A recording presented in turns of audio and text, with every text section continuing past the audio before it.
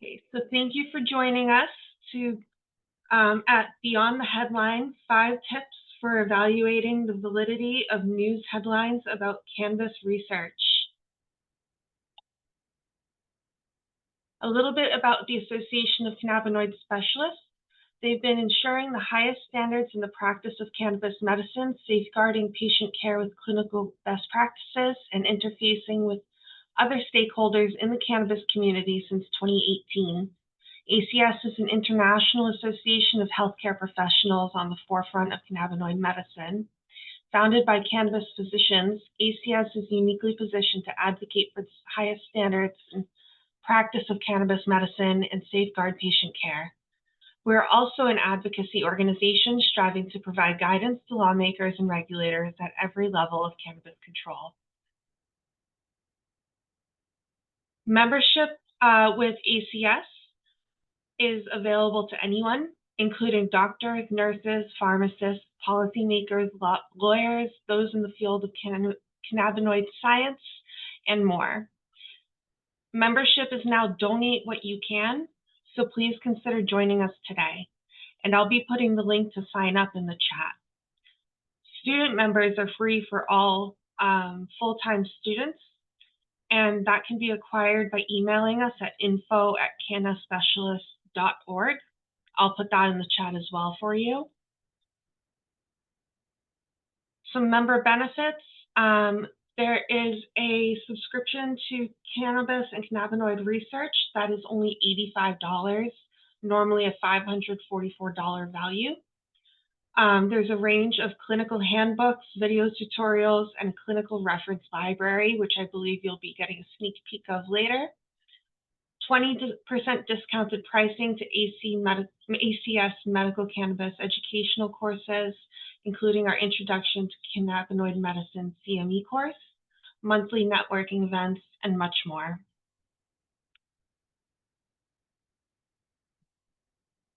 A reminder that ACS is a nonprofit organization. Events like this one support our mission as we work to educate and advocate for improvements in laws and policies that support patient access and the guided use of cannabinoid medicine.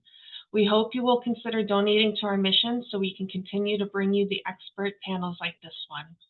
You can visit our donation page, and I'll put the link to the link in the chat for you as well.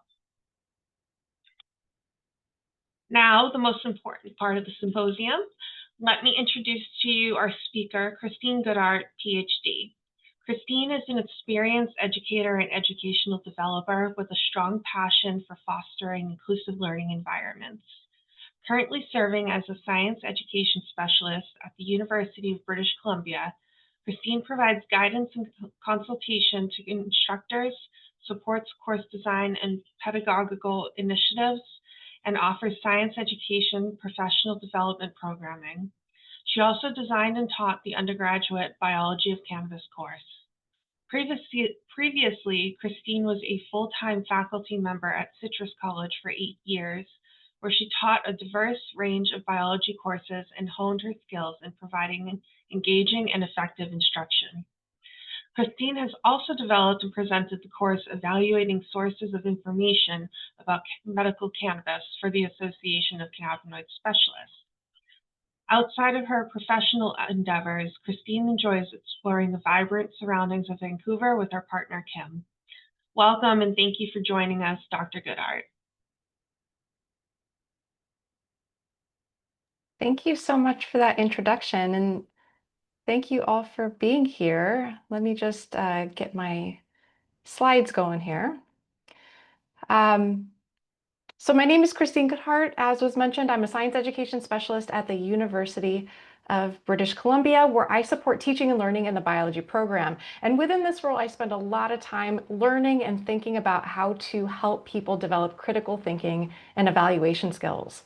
I'm also the education department leader at the Association of Cannabinoid Specialists. I recently developed an ACS course called Evaluating Sources of Information about Medical Cannabis, which Kelsey mentioned I'll get to a little later as well. And today's symposium is centered on one of the topics I covered in the course, which is how to evaluate the validity of news articles reporting on cannabis research. And I'm excited to explore this with you all today. This is Such an important topic, especially in today's world where we are just constantly being bombarded with headlines. And with information coming at us like a fire hose, it's easy for headlines to often be the only thing that we engage with. And if we don't make a conscious effort to read or investigate further, we risk forming our understandings and opinions of things based solely on headlines. However, this is dangerous because it can be hard to know whether a headline is accurate or not. The tendency of media coverage is to prioritize attracting attention rather than providing accurate representation. And this can unfortunately lead to sensationalized, exaggerated, and ultimately inaccurate headlines. And sadly, this can be the case even when it's coming from a source that's generally known to be reputable, which means that we have to be very careful consumers of headlines. As an example, all of the headlines on the previous slide are actual real headlines about recent cannabis studies, and they're all from generally reputable news organizations. So as you can see, NPR, The Guardian, CNN, CBS, NBC. But does that mean that they're accurate? Should we trust them? And how can we tell? So we're going to work through these questions today, and to help you with this process, I'm going to highlight a particular headline that we'll evaluate together, which is from an article that came out last month. So it's pretty recent, and you can see it here on this slide. Now, I personally keep a Google alert for the term cannabis so that I can stay up to date on what's happening in the news regarding cannabis. And early last month in May, the Google alert gave me a link to this CNN Health article with the following headline: Marijuana is extremely dangerous to the fetus in the womb, study finds. Now, is this headline accurate? Should I trust it? How can I tell? I had to figure this out myself then, and we're going to work through this together today using 5 tips that I'm recommending to help you with this process. Now, before we get started, I do want to acknowledge it can be very hard to evaluate the credibility and reliability of things that we see in the news. I struggle with this quite a bit myself. And unfortunately, there are no hard and fast rules, but there are tips that we can use to help us through the process. And today, I'm going to share with you 5 tips to help you through this. So the next time you come across a headline claim about a cannabis study, you'll have 5 things you can do to help you evaluate its validity and credibility. All right, the first tip, number 1, is to first and foremost, take a moment to check your own biases and assumptions going in. Now, we all hold biases and assumptions based on our prior knowledge and experiences. It's normal, we all have them. And biases and assumptions aren't necessarily bad. They can help us navigate the world around us, they can help us make decisions, but we need to be careful as our biases and assumptions might prevent us from being able to properly evaluate a claim, especially one that's related to cannabis. Now, as humans, we're very prone to something called confirmation bias, which is a tendency to seek out and favor things that will confirm or support what we already believe. And on the flip side, we can also be quick to disregard something that seems to contradict our preconceived ideas and opinions. Either way, this tendency is dangerous as it can cloud our judgment and interfere with our ability to objectively evaluate new information. Now, the key is being aware of our preconceptions so that they don't lead us astray. And our emotions can actually be a really good indicator of our preconceptions. So when you come across a new headline claim about a cannabis study, I encourage you to stop and do a quick emotional scan to check for evidence of any biases. Does the research claim make you feel excited? Does it make you feel angry? If so, this means that you are likely carrying a bias for or against the study that could potentially cloud your judgment about it. Keep this in mind and try to stay neutral about the validity of the study until you can look at it more closely. So let's try this out with a headline stating that marijuana is extremely dangerous to the fetus in the womb, study finds. So first, I encourage you to take a few seconds to consider, how does this make you feel? What emotions come up for you when you see this headline? See if you can identify and name them, and I'll give you about 10 seconds for this.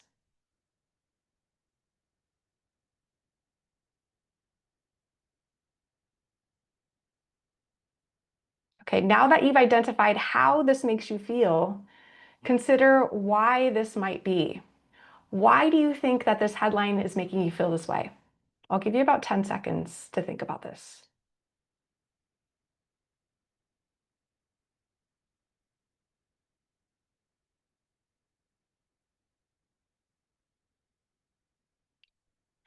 Finally, think about what underlying biases and assumptions might this be signaling? And I'll give you about 10 seconds for this last question.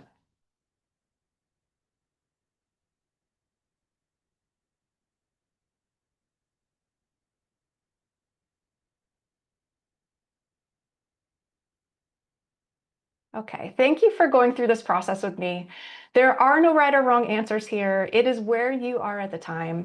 And I'll briefly share my own experience with this exercise to give you an example of what this might look like and what I went through myself when I first saw this. So for the first question, to be honest, I would say that this headline makes me feel annoyed. My immediate reaction is to roll my eyes, and I feel annoyed because I think that this is just another example of cannabis being unfairly and wrongly demonized. One red flag to me is the use of the word marijuana instead of cannabis, as I know that this word has a very long history of intentional stigmatization. And at this point, when people use this word, it signals to me that they're not in the know about cannabis. They likely hold negative views about it. And I also think that the headline is probably not correct because it doesn't align with what I think would be the case if, in fact, cannabis actually was extremely dangerous to the fetus in the womb. If it were, given how many people use cannabis during pregnancy, then I would think that we would see a lot of damaged babies who are born from people who use cannabis during pregnancy, which is not something I've ever heard of or seen evidence for. So I'm incredulous about the idea that being exposed to cannabis in the womb has all of a sudden been found to be extremely dangerous. I also personally know some people who were exposed to cannabis in the womb who are just fine. They're not damaged, at least not any more damaged than people that I know who are not exposed to cannabis in the womb. And when I interrogate this further, I can then uncover my own underlying biases and assumptions, which I most definitely have. I realize that I have a bias for cannabis. I use it myself. I've benefited from it. I know others who have as well. And I don't really know anyone personally who suffered from its use. Now, I realize that this is the case for some users. It's just not in my personal experience. So I know that I tend to focus on the benefits. And I assume that it really doesn't cause all that much harm when it's being used appropriately.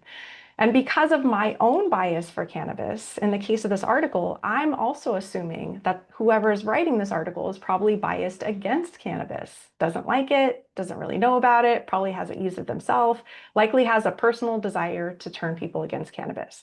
Now, all this is, these are my biases and assumptions. They are not necessarily true. This is what I'm bringing with me when I see this headline, and I need to be aware of them so that I can be careful that they don't lead me astray. For example, they can cause me to just disregard this headline, totally ignore the study, when maybe there's something there that I need to see. Now, maybe my reaction to this headline and my biases and assumptions are similar to yours. Maybe they're not at all. Maybe you had a completely different reaction and a whole other set of biases and assumptions. No one's a blank slate, especially when it comes to cannabis. We all come in with biases and assumptions based on our own unique past experiences, our prior knowledge, our beliefs, our values, how we see the world, and the messages we've received about cannabis over the course of our lifetime from family, friends, school, religion, and media. Again, the key is being aware of your preconceptions so that you can overcome them and more objectively evaluate new information, even if you don't initially like it, like was the case for me with this headline. Okay, so we've gone through tip number one. We're now aware of the biases and assumptions that we're holding. The next step is to go to the source and read the published study itself. Now, I encourage you to not just stop at the headline or trust someone else's reporting of the study. Whenever possible, access the full text of the scientific article and read through it yourself. From the very top with the title, publication information, and authors and their affiliations, all the way down to the bottom with the acknowledgements, funding sources, and references. And as you do, try to start from a place of skepticism. This is especially important if you know that you already hold a positive bias towards the study. Go in expecting that the study will need to convince you rather than you giving it the benefit of the doubt. And I will acknowledge as well, I realize not everyone has access to the entire published studies, but as much as possible, see if you can get your hands on the entire thing. So let's take a look at the cited study behind this headline, which is titled Prenatal Cannabis Use and Neonatal Outcomes, a Systematic Review and Meta-Analysis. And you can see the first page of this article on the right side of the slide here. So again, this is the article that the headline of that news article was citing. So in this study, researchers updated a previous systematic review and meta-analysis that they published in 2024, and they refer to this as a living systematic review. They included 8 additional research studies from the previous review for a total of 51 studies, and they found that prenatal cannabis use was associated with increased odds for the following 3 variables. Actually, 4 variables: preterm birth, small for gestational age, low birth weight, and perinatal mortality, which is the death of a fetus or newborn around the time of birth. The first 3 variables were rated as moderate certainty evidence, and perinatal mortality was rated as low certainty evidence. In the previous review, the evidence was rated as very low or low certainty, and with the 8 additional studies, they were able to increase the certainty for these outcomes. This study was peer-reviewed and published in the journal JAMA Pediatrics. So again, remember, read the entire study, and as you do, try to pay attention to its strengths and also to its weaknesses. So let's first take a look at some of the strengths of this study. So number 1, it included a meta-analysis that synthesized a relatively large number of studies, 51 studies in this case, and all in all, those studies involved more than 21.1 million people. Now, this sounds like a lot of people, which generally is good, as the greater the number of research subjects, the greater the statistical power and confidence in the accuracy of the results. However, it's important to note here that when you look closer, you can see that the vast majority of these people were controls. So while the numbers of subjects included in the studies is impressively high, the actual number of cannabis users is a very small percentage of that, which makes the large, impressive number misleading.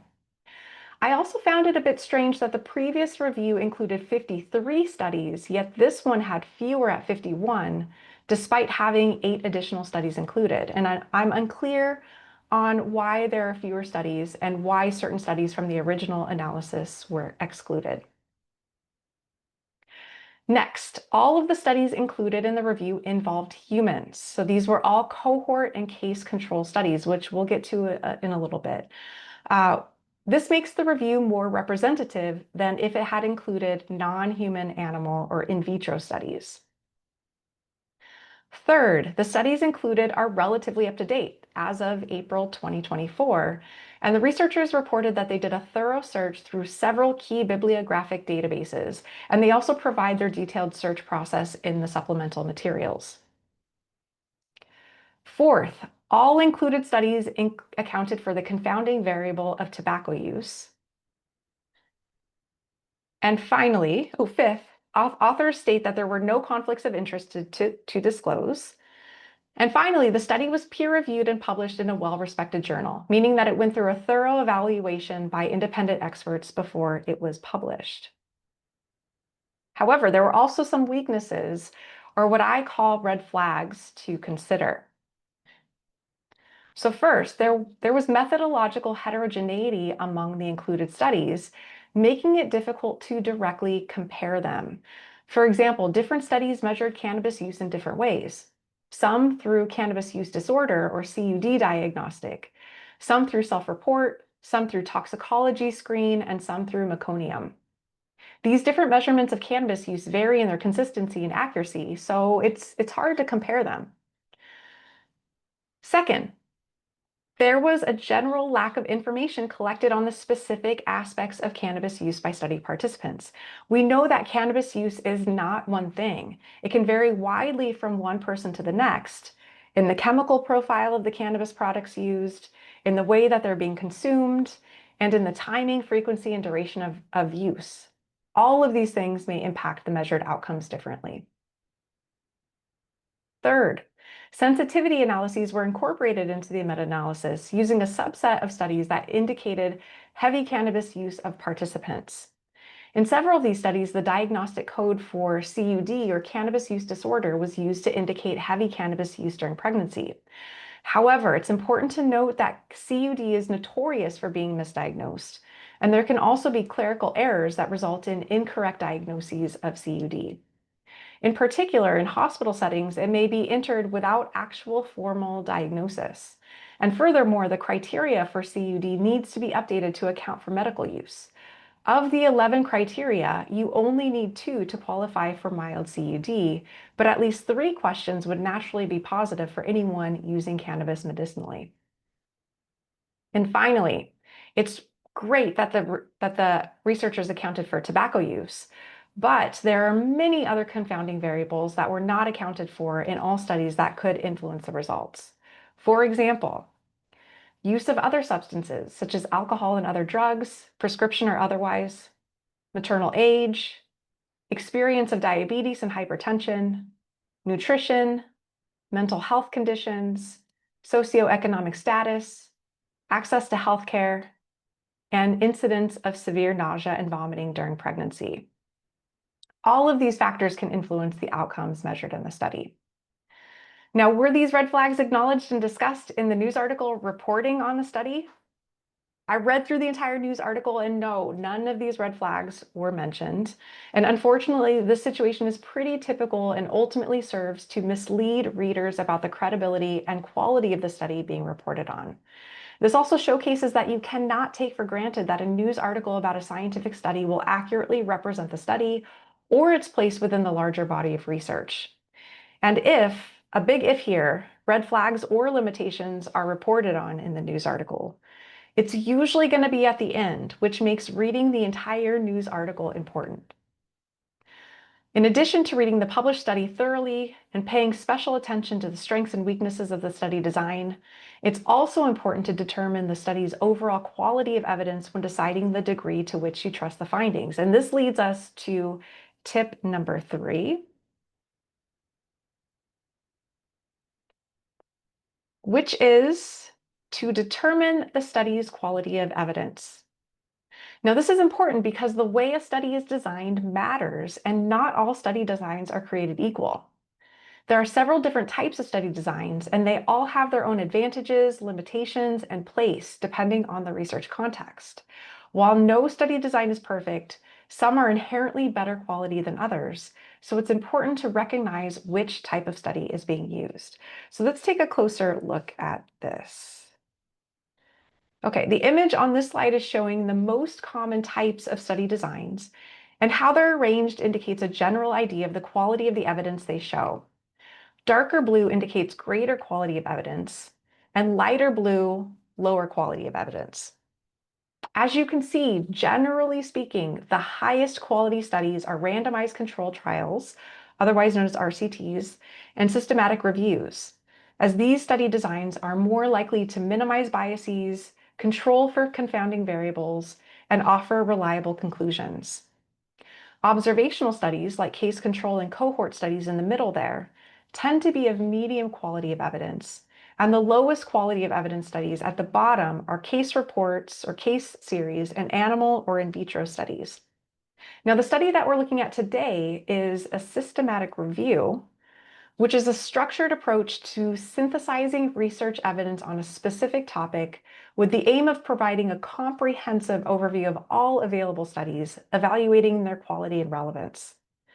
Systematic reviews can also include meta-analysis, which is a statistical process that combines the results of multiple studies to obtain a single overall estimate of the effect of the variable of interest in order to determine overall trends. And this was the case with the study that we're looking at. It included a meta-analysis. Probably not surprisingly, systematic reviews tend to be very highly regarded. The results are considered more reliable, accurate, and robust than individual studies. They can include anywhere between 5 to hundreds of studies. The one that we're looking at in today's example included 51 studies. So they're helpful for showcasing consistency in conclusions, which can be generalized more broadly. Because of this, they tend to be most likely of all study types to influence clinical guidelines and decision-making. However, it's important to note that not all systematic reviews are created equal, and there are some common red flags to watch out for, some of which we already saw in the cited study that we're looking at today. For example, There can be a lack of clear or sufficient protocol for the review, such as how the literature search was conducted or what criteria were used to determine which studies to include or, importantly, to exclude. In particular, systematic reviews can hide a lot of bias in their exclusion criteria. And we know that there were some studies that were excluded from the previous systematic review in the cited study we're looking at today, and it's unclear why they were excluded. It's also important to look at the quality of the studies that were included in the review, because a systematic review is only as good as the quality of studies included in it. If it's based on low quality studies, then the review itself will be low quality. So we'll take a closer look at the type of studies included in the study that we're focusing on today in just a minute. There also might be significant variability in the studies the review is based on, making it difficult to compare between them. For example, different included studies might be measuring things in different ways or not accounting for important confounding variables. In the systematic study we're focusing on today, not all studies included in the analysis measured cannabis use in the same way, and the only consistent confounder adjusted for among all included studies was tobacco use.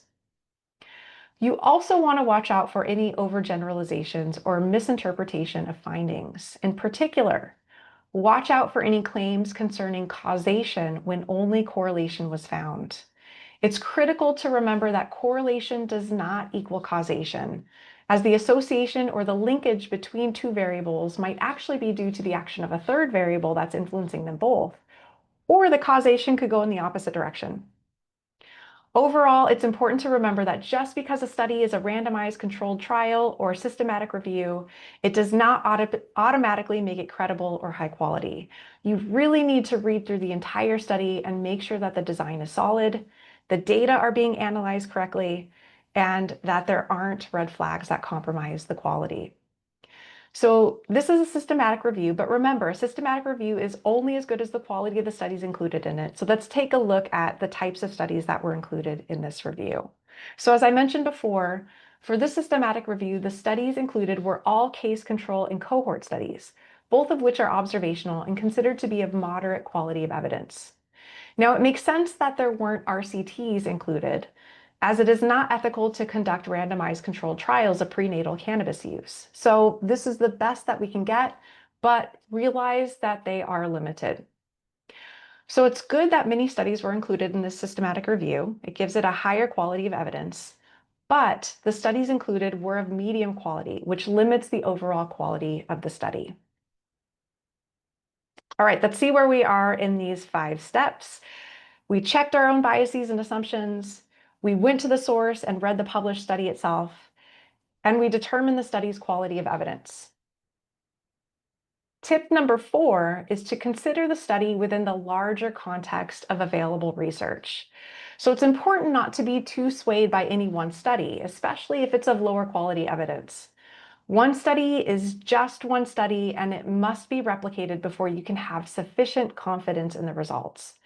And while replication of results is a critical aspect in all of science, it's especially important in cannabis science, as results from one study might be biased and must be confirmed by additional well-designed studies to constitute good evidence. So don't just stop with the one study and take it as fact.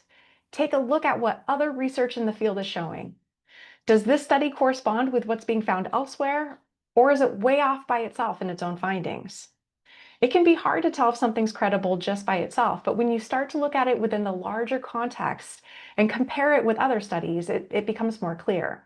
If it's way off from what you're finding elsewhere, that could be a big red flag. Not familiar with the field?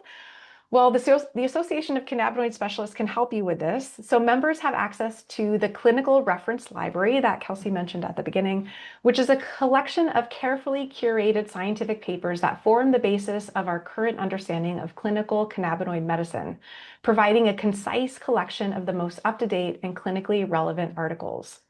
Now, there is a pregnancy section in the clinical reference library that includes the following 3 articles that you see on this page here. So this is actually a screenshot from the website for the pregnancy section of the clinical reference library. And I'll show you this on the actual website in just a little bit. So let's take a quick look at these papers. The first paper here is titled Cannabis and Pregnancy, Maternal Child Health Implications During a Period of Drug Policy Liberalization. So this is a literature review that was published in 2017 in the journal Preventative Medicine. And a major conclusion of this article is that there's evidence supporting an association between cannabis use and slightly lower birth weight, although the authors state that this is of unclear clinical significance. There's evidence of increased NICU admissions, which the authors also indicate might be biased by provider knowledge of maternal behavior. And there's evidence of slight effects on executive function, which they acknowledge is a finding strongly moderated by the caregiving environment. However, despite evidence of these associations, they found that human data have not identified any long-term or long-lasting meaningful differences between children exposed to cannabis prenatally and those who are not. The second paper on this page, titled Totality of the Evidence Suggests Prenatal Cannabis Exposure Does Not Lead to Cognitive Impairments, a Systematic and Critical Review, is, as the title implies, a systematic review and critical analysis of existing research published in 2020 in the journal Frontiers in Psychology. In general, the findings of this review indicate that prenatal cannabis exposure is associated with very few effects on the cognitive functioning of offspring, and that the clinical significance of these differences appears to be limited because the cognitive performance scores of cannabis-exposed groups overwhelmingly fell within the normal range when compared against normative data adjusted for age and education.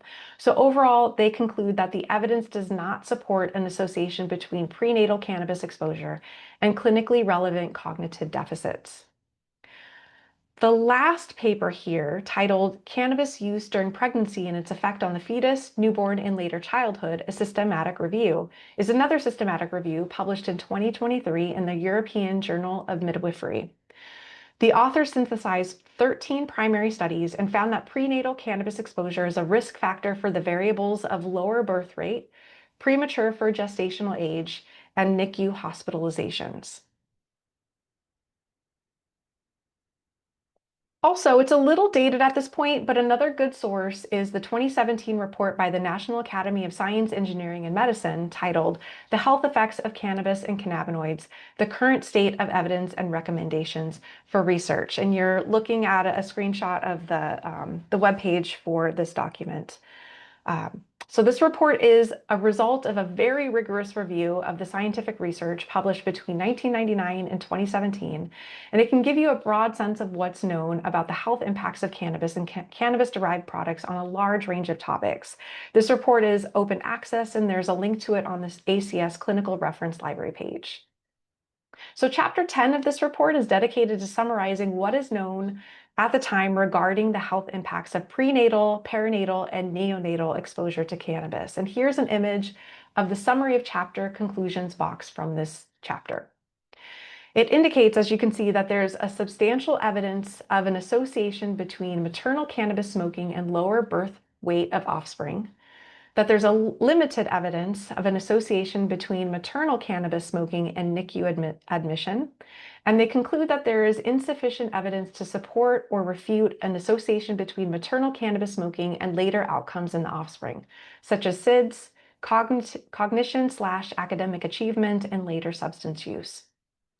So when we take a look at the larger body of evidence around cannabis and pregnancy, we do see quite a bit of evidence for an association between prenatal cannabis exposure and lower birth weight, more limited evidence for an association between prenatal cannabis exposure and NICU admission. And overall, it isn't clear that there are clinically relevant long-term effects on offspring that are prenatally exposed to cannabis. So the systemic review that we've been looking at today isn't telling us a very different story than the larger body of evidence. It's aligned pretty well with what we already know.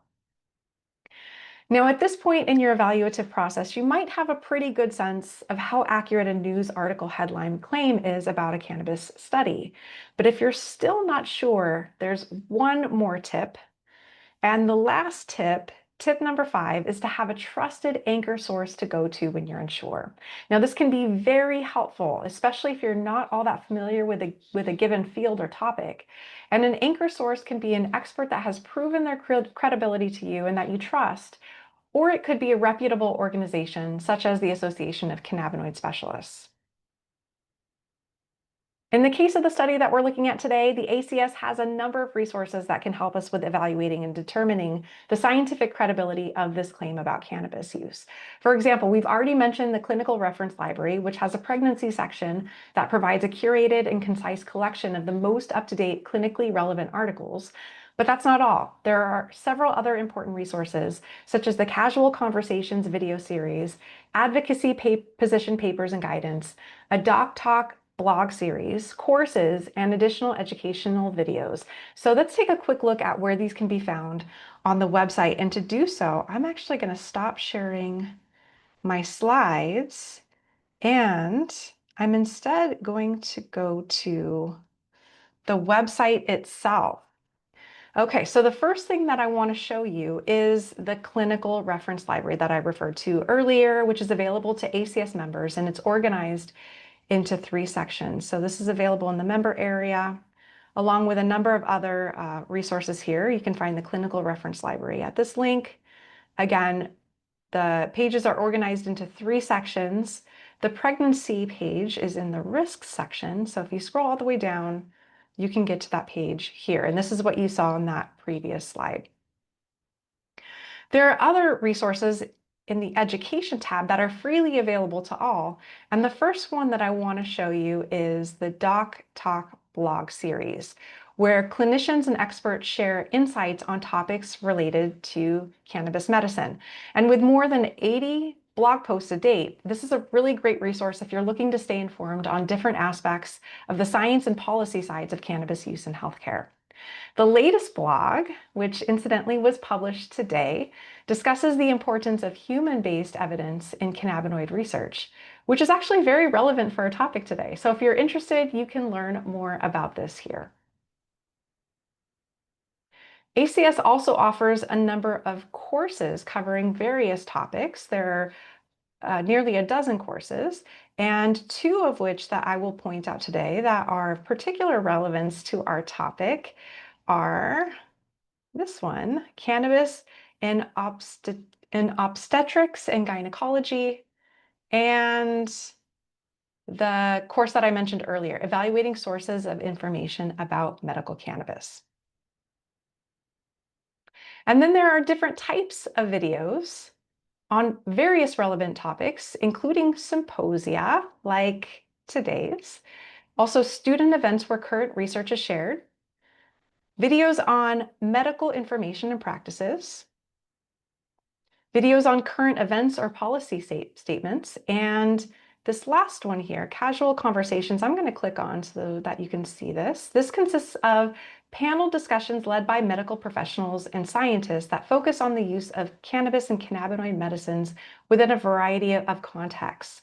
So a recent Casual Conversations episode, actually this one right here, episode number 20, centered on cannabis use during pregnancy. So this is a great way to hear from several experts on how they think about this topic. Finally, in the advocacy tab at the top here, you can find a library of easily accessible advocacy position papers and guidance. And one that's especially relevant for our topic today, I'm going to scroll all the way down to the bottom here, is this link here. Which is a direct link to the most recent American College of Obstetricians and Gynecologists statement on cannabis during pregnancy and lactation. So you can learn a little bit more about these different professional organizations' recommendations. All of these ACS resources can make your life much easier when you're trying to understand the larger context of available research. And what's especially helpful is that you can know that they're all carefully curated and up to date. So I'm going to stop sharing. I'm going to go back to my slides. We're almost done. Just a few more slides here.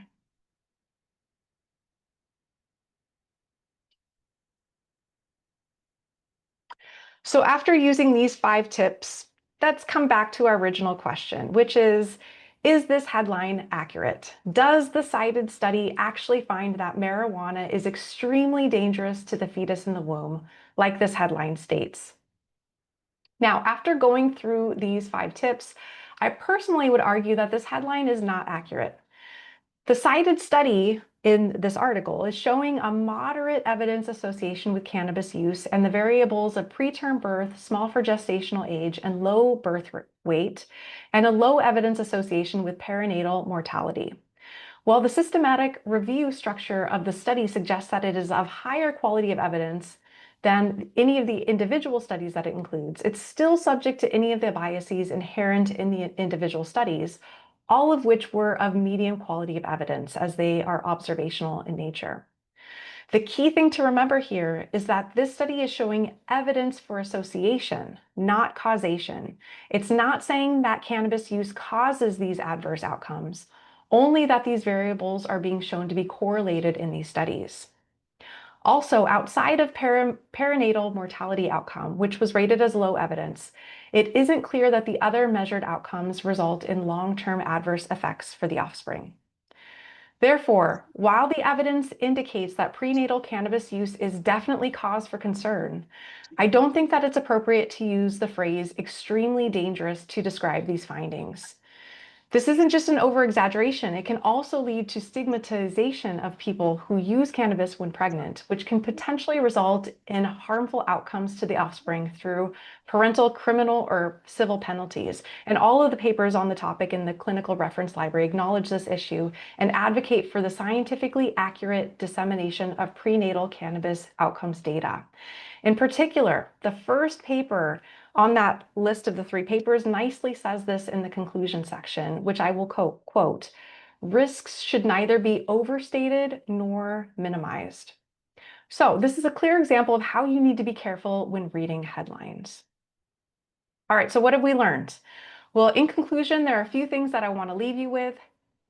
First, as we saw, news articles and headlines might not accurately represent scientific studies on cannabis. The good news is that you can protect yourself and effectively evaluate news articles that cite studies about cannabis by utilizing the 5 tips that we covered today.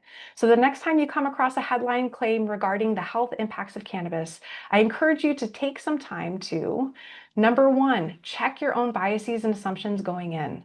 Being aware of them can help you better overcome any impact they might have on your evaluation process. Number 2, go to the source and read the published study itself. As you do, watch out for common red flags like flaws in the experimental design, inappropriate extrapolation of results, and conflict of interest. Number 3, determine the study's quality of evidence. It's important to keep in mind that scientific studies vary in the quality of their evidence and to take this into account. Number 4, consider the study within the larger context of available research. Rather than trusting a single study, consider it within the larger body of the research evidence. And number 5, have a trusted anchor source to go to when you're unsure. This can make the entire process of evaluating headlines and new information much easier. Finally, the Association of Cannabinoid Specialists can be a great anchor source as it offers many resources to help you evaluate and determine the scientific credibility of media-based claims about cannabis, such as the Clinical Reference Library, Casual Conversations videos, courses, advocacy position papers and guidance, and the Doc Talk blog. Now, we focused on evaluating news headlines about cannabis research in this talk today, and if you're interested in learning more about how to effectively evaluate additional sources of information about cannabis, I encourage you to check out this ACS course.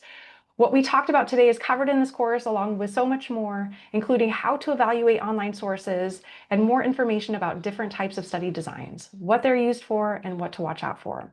And as a note, ACS members get a 20% discount on all courses. So I want to end by saying thank you for your time and attention. And at this point, I'm happy to take any questions or talk about anything that you might want to talk about. Great. Thank you so much, Dr. Goedhart, for that fantastic presentation. There are a couple questions, so I will go ahead and read them from the chat for you. One question was, where would real-world evidence type studies fit into the scientific study designs graph? Yeah, great question. So real world evidence type studies, from my understanding, these tend to be more observational in nature. So they're going to probably be in that middle section. Um, because they tend to not be controlled. We're watching what people are doing in real life. So they're going to be in that middle section, medium quality. Great question. And then there was another question, which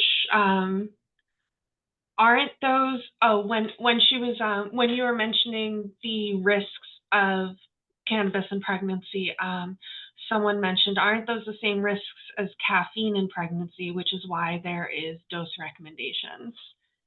So just the commentary, I think. Yeah, absolutely. Yeah. I think in cannabis, though, from my understanding, there are not dose recommendations at this point. I think everyone that I've heard, including the casual conversations doctors all talking about, they all mentioned that they advise people who are pregnant to stop using cannabis. From my understanding, there aren't dose recommendations for cannabis, but as we learn more, this might change. Yeah, I think it's all about learning more, like you said. Do we have any other questions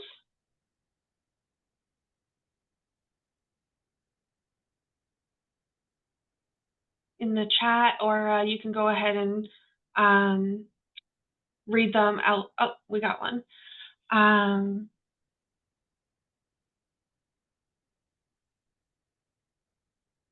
Yeah.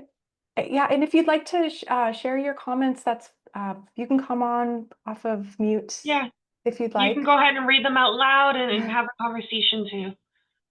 yeah. And you don't have to if you don't want to. I I have a comment and questions, but it's mostly pertaining to the studies, the American Heart Association's study that they're claiming says it shows it increases your risk of heart attack or stroke by 2.7% or something like that. But and there's on the last page there the researchers revealed their bias, saying that they would never consider that the person who had the heart attack or stroke would have used cannabis after the heart attack or stroke because it's not on like the list of qualifying conditions. It's not a commonly used, practice. But we know patients do tend to do that. And the study wasn't even designed to show causation. It was a survey and it was asking, do you use cannabis, and has a doctor or nurse ever told you you had a heart attack or stroke? And there was no medical records involved. There was, like you said, that the lack of data about what they used and how they used it is just, it's huge gaps. And so, I'd like to have a resource that I can go to when, people are making all these wild claims and just say, look, this is what the evidence is actually showing, and look how biased the researchers were. I mean, it just blows me away that we're having to just fight this on so many levels. It would be nice to have a central resource where all of us could go to rebut these claims. So Yeah, I absolutely agree. You have to be such a careful consumer of claims, and you have to really go in and read that entire uh, article, just like you said, all the way to the end, because sometimes things don't show up until the end. The red flags don't show up until the end.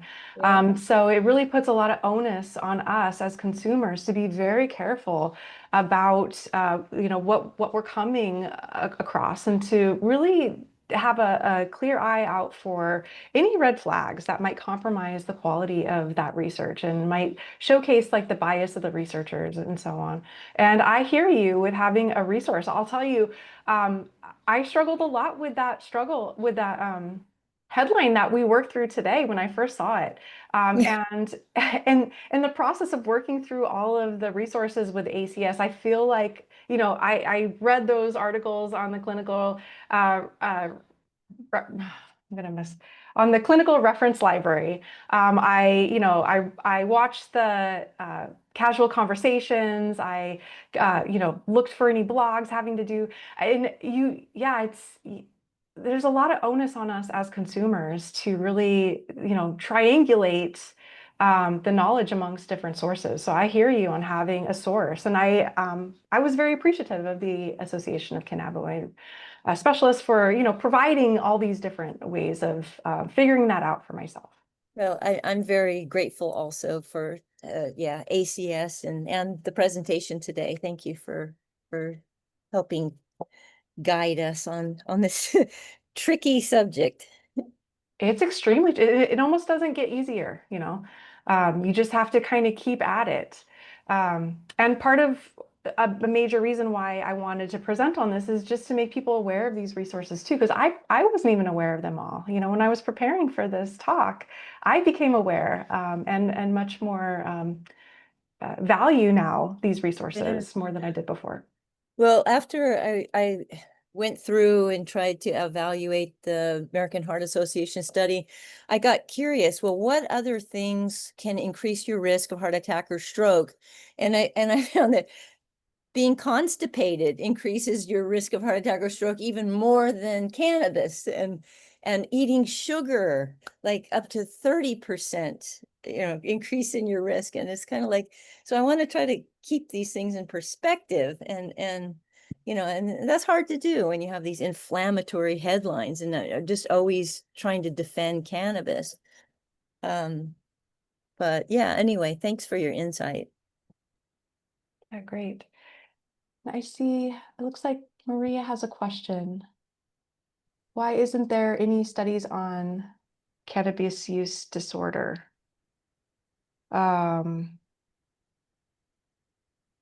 Maria, maybe could you clarify a little bit?